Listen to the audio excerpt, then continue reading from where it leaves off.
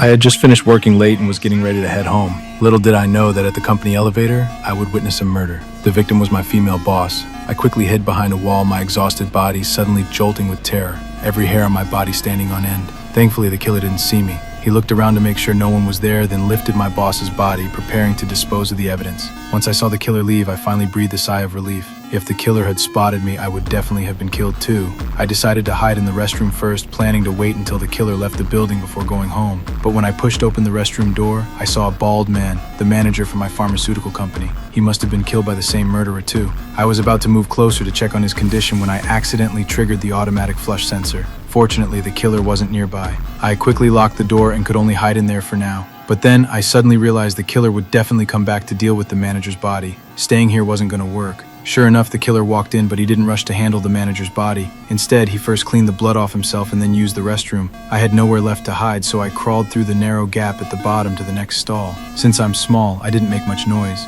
Just as I squeezed through, the killer pushed the door open and took a set of keys from the manager's body. Suddenly, my body shifted and triggered the flush sensor again. Luckily, it was a false alarm because the manager's body also triggered the sensor at the same time. The killer didn't realize there was someone in the next stall. As the killer's footsteps gradually faded away, I was finally able to run out. I went to an office to call the police, but discovered that a colleague named Mike was still there. I quickly told Mike there was a killer in the building and that he absolutely couldn't make any noise. Then I pulled Mike into the elevator.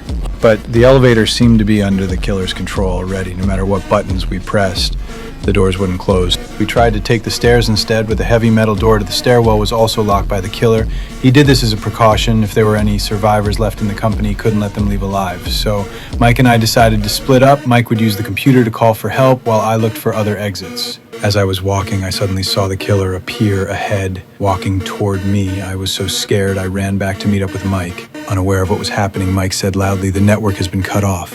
Even though I covered his mouth, the killer still heard him. The killer followed the sound and walked in, finding the room empty but with the computer still on. We held our breath and hid under the desk. Fortunately, the killer didn't find us. He just unplugged the power and left. However, we seriously underestimated the killer's intelligence. As soon as we ran out, the killer came back with a surprise attack. He only found Mike, who was trying to call the police. The killer pointed a gun at his head and asked if there were any other people in the company. Mike said he was the only one. I was hiding in the darkness, watching helplessly as the killer strangled Mike to death. I quickly ran back to my desk, planning to call the police with my phone. But of course, my phone was dead at this crucial moment.